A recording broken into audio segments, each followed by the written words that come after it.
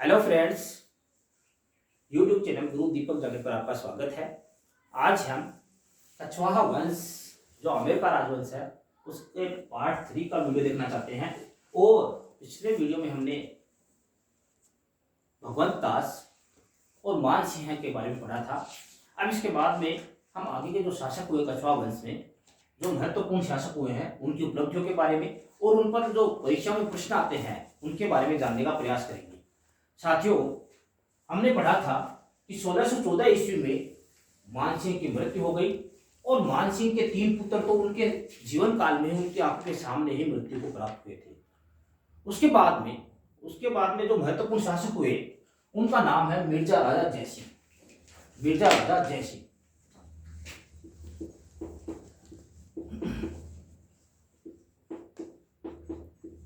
जयसिंह आज हम मिर्जा राजा जयसिंह की उपलब्धियों के बारे में पढ़ना चाहते हैं। सबसे पहले मिर्जा राजा जयसिंह का जो शासन काल है, इन्हें जयसिंह प्रथम भी बोला जाता है, ध्यान रखिएगा आप। मिर्जा राजा जयसिंह प्रथम, इनका शासन काल है वो सन 1621 ईस्वी से लेकर 1667 ईस्वी तक रहा।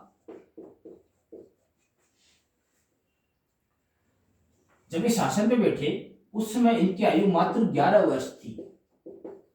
11 वर्ष की आयु में ही यह आमेर के शासक बन गए थे।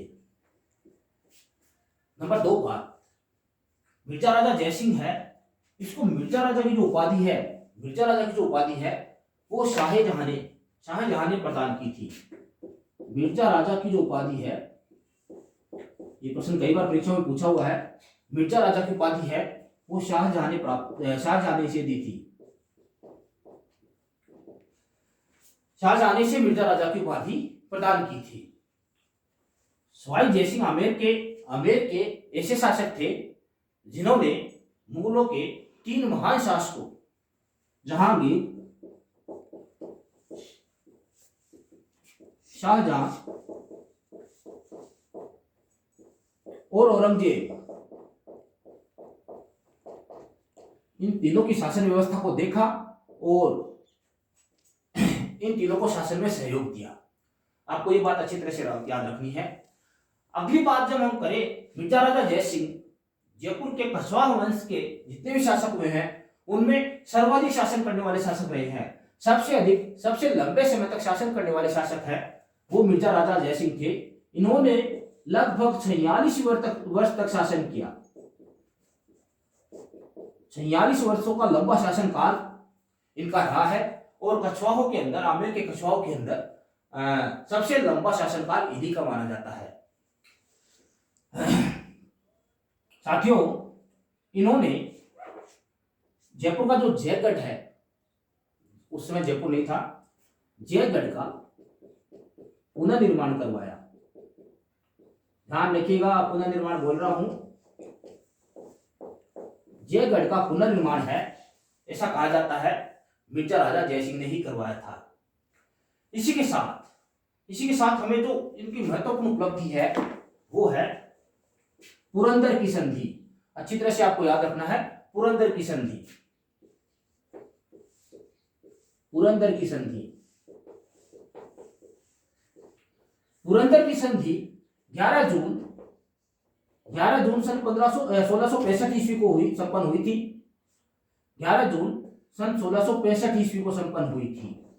और यह संधि, पुरंदर की संधि है, वो मिर्जा राजा जयसिंह और मराठों के राजा शिवाजी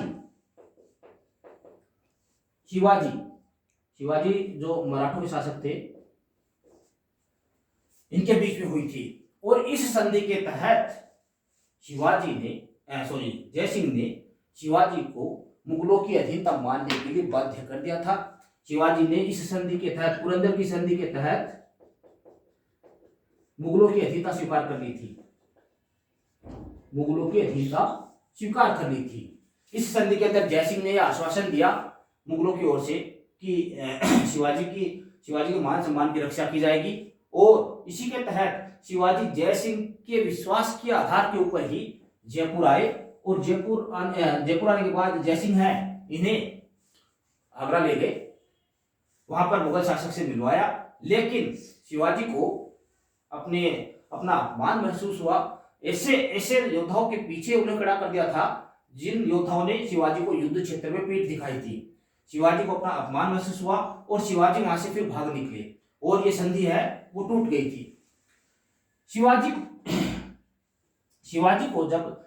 जब जयसिंह से इस संधि की पालनार्थ मिलने आए तो जयसिंह के पुत्र राम सिंह के पास ठहराया गया था। राम सिंह की हवेली में ही शिवाजी को ठहराया गया था और ऐसा माना जाता है शिवाजी है राम सिंह की हवेली से ही और फिर बाद में गायब हो गए थे। साथियों, ये आपको स्क्रीनशॉट आप लेना चाहे ले सकते हैं। एक लास्ट बात और कर देता हूं। मिर्जा राजा जयसिंह की मृत्यु सन 1667 ईस्वी में बुरहानपुर में हुई थी। मिर्जा राजा जयसिंह ने औरंगाबाद के पास, दक्षिण में ज्यादा रहे, औरंगाबाद के पास जयसिंहपुर नामक नगर बसाया। मैंने लगभग जो महत्वपूर्ण पॉइंट है मिर्जा राजा जयसिंह के ऊपर बनने वाले हैं वो आपको लगभग सारे बताते हैं। आप स्क्रीनशॉट लेना चाहे ले सकते हैं। मिर्जा राजा जयसिंह के बाद साथियों आमेर की गद्दी पर बैठने वाला जो अगला शासक है वो था मिर्जा राजा जयसिंह का पुत्र राम सिंह है। लेकिन कुछ खास उपलब्धियां नहीं है राम सिंह की। राम सिंह के बाद जो अगले शासक बने वो थे बिशन सिंह, जिन्हें विष्णु सिंह के नाम से भी जाना जाता है। लेकिन उनकी उपलब्धियां भी कुछ विषय की दृष्टि से महत्वपूर्ण नहीं है। इसके बाद जो अगले शासक बने उनका नाम था सवाई राजा जयसिंह। इन्हें हम जय सिंह सेकंड के नाम से भी जानते हैं। इनका शासनकाल सन 1700 ईस्वी से लेकर और 1743 ईस्वी तक माना जाता है। नंबर एक बात, इनका शासनकाल है काफी लंबा रहा, 43 वर्षों तक इन्होंने शासन किया और इनकी उपलब्धियां तो उससे भी ज्यादा है। यहां पर हम इनकी उपलब्धि की चर्चा करेंगे। सवाई जय सिंह जो कछवा वंश है, आमेर के कछवा वंश के शासकों में ऐसे शासक रहे हैं जिन्होंने सर्वाधिक मुगल शासकों की सेवा की। इनके शासनकाल के समय औरंगजेब के बाद बहादुर शाह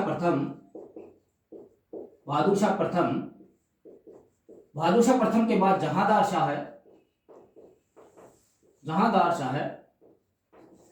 और जहांदार शाह के बाद फर्रुखसियर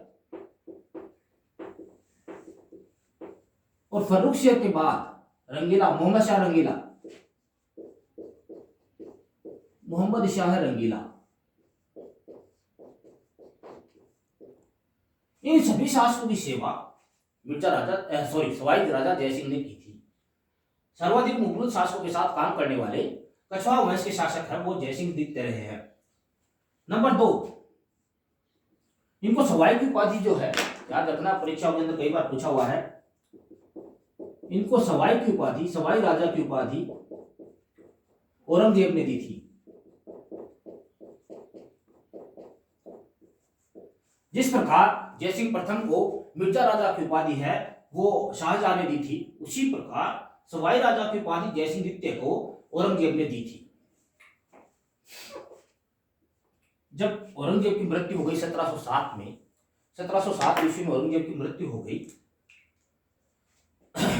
तो सवाई जयसिंह द्वितीय ने औरंगजेब के पुत्र आजम का साथ दिया, लेकिन दुर्भाग्यवश जीत गया वो था मुअज्जम। आप मेरी बात अच्छी तरह से समझिए।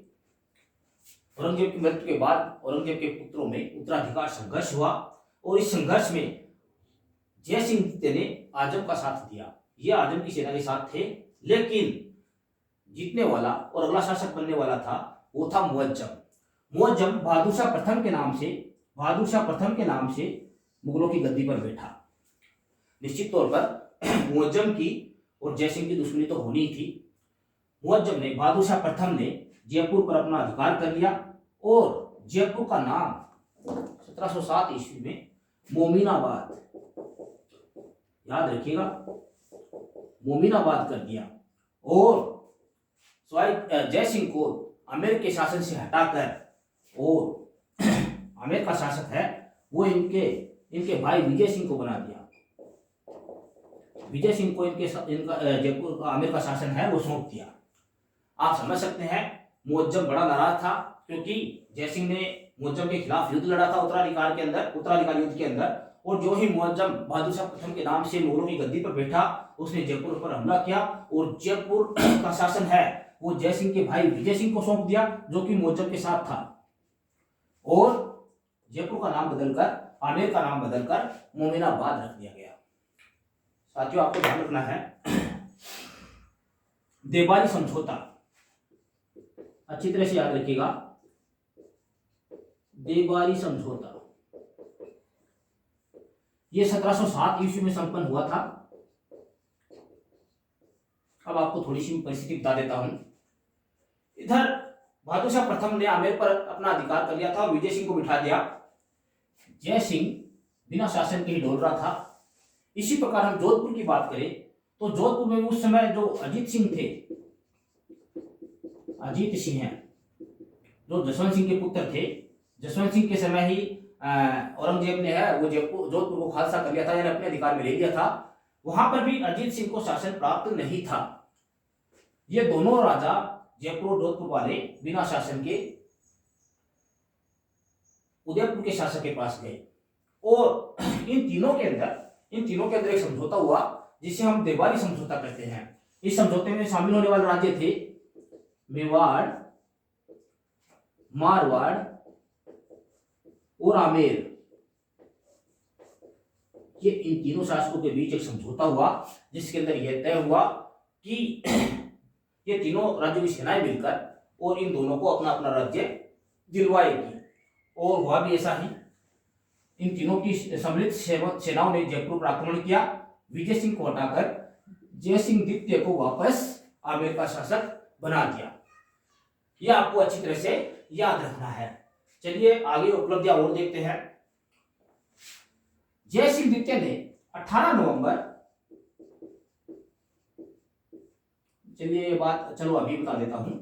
1727 ईस्वी में 18 नवंबर 1727 ईस्वी को एक नए नगर की नींव रखी जिसका नाम रखा गया जयनगर या फिर जयपुर, जिसे आज हम जयपुर के नाम से जानते हैं, जो राजस्थान की राजधानी है। उस नगर को बसाने का श्रेय है वो सवाई जयसिंह को है। इसके जो ज्योतिषाचार्य थे वो थे पंडित विद्याधर भट्टाचार्य। ये क्वेश्चन कई बार पूछा हुआ है।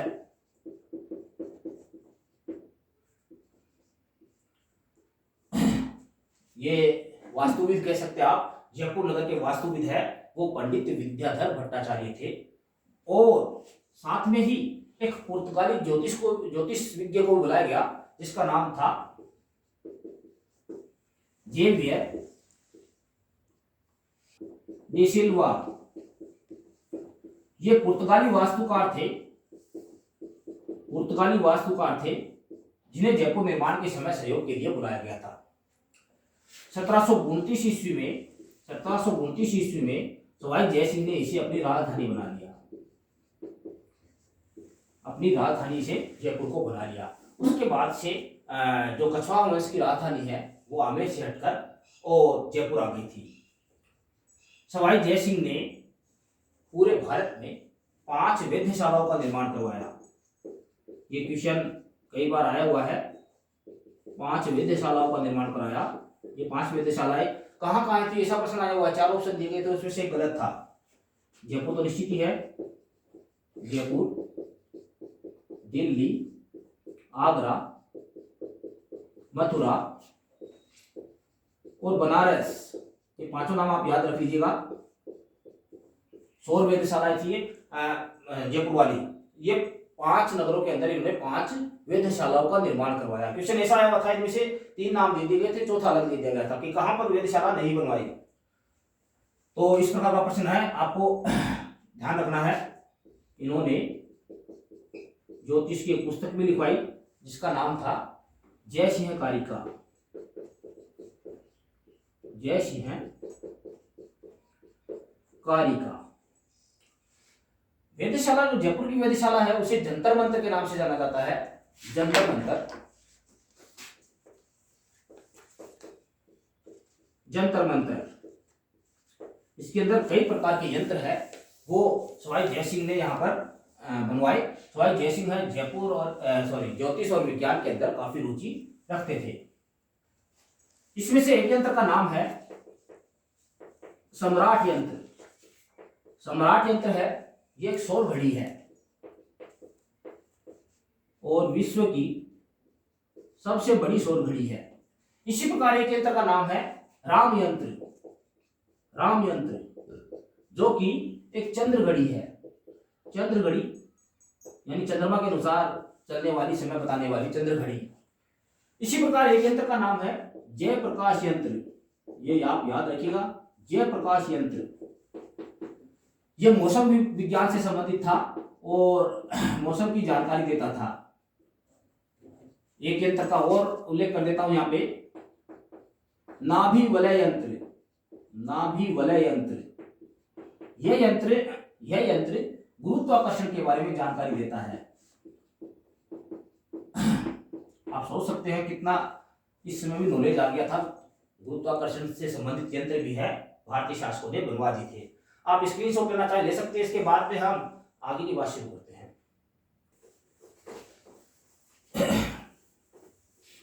सवाई जय सिंह ने जयपुर नगर के अंदर कई निर्माण कार्य करवाए। और आज हम जिस राजधानी को देखते हैं जयपुर को, उसमें से अधिकांश पुराने निर्माण कार्य जो है वो सारे के सारे सवाई जय सिंह के द्वारा करवाए हुए हैं। केवल एक हवा महल को हम छोड़ देंगे तो लगभग अधिकांश इमारतें हैं वो सवाई जय सिंह के शासनकाल में ही बनी हुई है। यहाँ पे हम जंतर मंतर की चर्चा कर रहे थे, तो सवाई राजा जय सिंह सेकंड 1700 से 1743 ईस्वी तक इन्होंने नक्षत्रों की गणना की शुद्ध सारणी,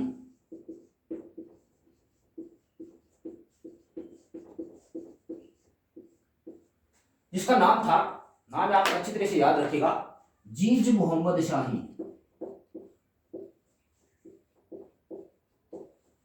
जीज मोहम्मद शाही, इसका निर्माण भी सवाई जय सिंह के द्वारा ही करवाया गया है। इसी के साथ जयपुर का जो प्रसिद्ध गढ़ है नाहरगढ़, जिसे उस समय सुदर्शनगढ़ के नाम से भी जाना जाता है। उस समय सुदर्शनगढ़ नाम दिया गया था और फिर नारशाह की ऐसा मानते हैं कि नारशाह की बलि के पश्चात इसको नाहरगढ़ के नाम से जाना गया। इसका निर्माण कार्य भी सवाई राजा जय सिंह के द्वारा ही किया गया था। इसी प्रकार जयपुर का जो सिटी पैलेस है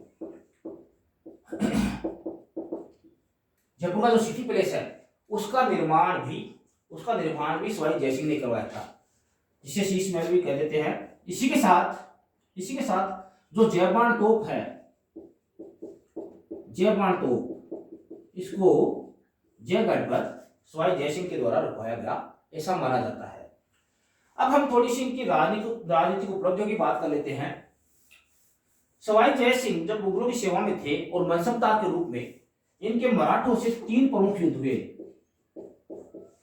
मराठों से युद्ध, ये मुगलों की ओर से लड़े थे उन्होंने मराठों के ऊपर अधिकार करने के लिए या मराठों को राजस्थान से भगाने के लिए। और इनमें से पहला युद्ध था 1715 ईस्वी का पिलसूद का युद्ध। कई बार इस प्रकार पूछा जाता है कि पिलसूद के युद्ध में कौन कौन युद्ध लड़े थे, तो मराठे और सवाई जय सिंह। इसी प्रकार 1733 ईस्वी में 1733 ईस्वी में मंदसौर का युद्ध, 1733 ईस्वी में मंदसौर का युद्ध। इसी प्रकार 1735 ईस्वी में रामपुरा का युद्ध, रामपुरा का युद्ध, यह आपको अच्छी तरह से ध्यान में रखना है। अब हम बात करते हैं इन्हीं वर्षों के बीच 1734 की। वर्ष 1734 में 17 जुलाई, आपको अच्छी तरह से याद रखना, क्वेश्चन बनता है इसका कई बार, वेरी मोस्ट क्वेश्चन है ये। 17 जुलाई सन 1734 ईस्वी को सवाई जय सिंह सेकंड की अगुवाई में एक सम्मेलन बुलाया गया जिसका नाम था हुरडा सम्मेलन। हुरडा सम्मेलन कई बार परीक्षाओं के अंदर ये प्रश्न पूछा जाता है। हुरडा है वो भीलवाड़ा में है, भीलवाड़ा में हुरडा सम्मेलन। हुरडा सम्मेलन इसलिए बुलाया गया था कि मराठों के आक्रमण राजस्थान के अंदर बारंबार हो रहे थे और सारे राजपूत शासक है इससे तंग आ गए थे इन आक्रमणों से। इसलिए मराठों का सामना किस प्रकार करें, उनके लिए क्या रणनीति बनाए, यह तय करने के लिए हुरडा में एक सम्मेलन बुलवाया गया जिसमें अगुवाई की थी सवाई जय सिंह सेकंड ने। लेकिन अध्यक्ष आपको याद रखना है, हुरडा सम्मेलन के दो अध्यक्ष थे, वो थे मेवाड़ के शासक जगत सिंह सेकंड, सिसोदिया वंश के जगत सिंह सेकंड, यह आपको याद रखना है। अगुवाई इनकी थी, सभी शासकों को इकट्ठा इन्होंने किया और उस सम्मेलन के अध्यक्ष बने थे वो थे जगत सिंह सेकंड। ये बात आपको अच्छी तरह से याद रखनी है। अब थोड़ी सी हम चर्चा कर देते हैं कि राजस्थान के अंदर मराठों का किस प्रकार आगमन हुआ। उसके लिए कुछ अंशों में सवाई जय सिंह सेकंड को भी दोषी माना जाता है। आप स्क्रीनशॉट लेना चाहे ले सकते हैं, इसके बाद में छोटी सी चर्चा 2 मिनट की कर देता हूं। सबसे पहले मराठों का राजस्थान में आगमन है वो किस प्रकार हुआ, हम इसकी चर्चा करना चाहते हैं। सवाई जय सिंह सेकंड की एक बहन थी जिसका नाम था अमर कुंवरी। अमर कुंवर, इसकी शादी धूमधाम से बूंदी के शासक बुद्ध सिंह के साथ हुई थी। बुद्ध सिंह के साथ हुई थी, ये बूंदी के शासक थे उस समय।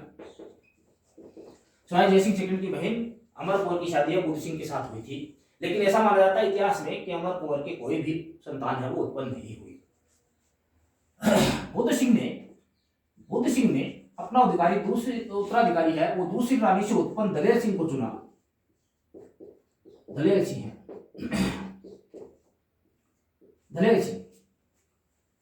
रानी को और जय सिंह द्वितीय को यह बर्दाश्त नहीं हुआ और इन्होंने, ऐसा कहा जाता है कि इन्होंने दूसरी रानी से उत्पन्न पुत्र को गोद ले लिया जिसका नाम था उमेर सिंह।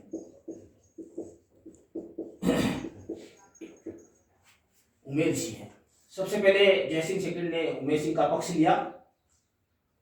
पक्ष लिया, लेकिन बाद में इन्होंने उमेर सिंह को हटाकर और दलेर सिंह का ही समर्थन किया। कारण क्या हुआ कि जय सिंह द्वितीय ने अपनी पुत्री, उसका नाम था कृष्ण कुंवर की शादी है वो दलेर सिंह से करवा दी।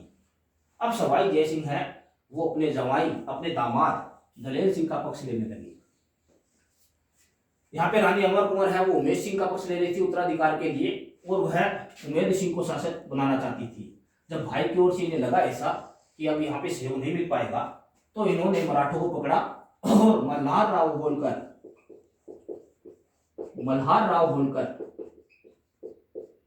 को राखी भेजकर अपना भाई बना लिया, धर्म भाई बना लिया और मल्हार राव होलकर को आमंत्रित किया उमेद सिंह को गद्दी पर बैठाने के लिए, सहयोग के लिए। और ऐसा ही हुआ साथियों, मल्हार राव होलकर है ये मराठी है, ये उमेद सिंह की सहायता करने के लिए राजस्थान के बूंदी में आ पहुंचे। ये पहला उदाहरण ऐसा माना जाता है जिसमें मराठों का प्रवेश है, मराठों का राजस्थान में प्रवेश हुआ। और बाद का इतिहास आपको पता ही है, बाद का इतिहास हुरडा सम्मेलन तक आपको पता है। हुरडा सम्मेलन आयोजित करना पड़ा इन मराठों को राजस्थान से बाहर निकालने के लिए और इनके जो हमले होते हैं उनसे बचाव करने के लिए। साथियों, पटवारी के एग्जाम अभी है वो पोस्टपोन हो गए हैं। मेरे द्वारा दी गई जानकारी आपको कैसी लगी है वो कमेंट में जरूर बताएं और अपने कंपटीशन करने वाले साथियों को मेरे चैनल के बारे में जरूर बताएं। पूरा वीडियो देखने के लिए थैंक यू।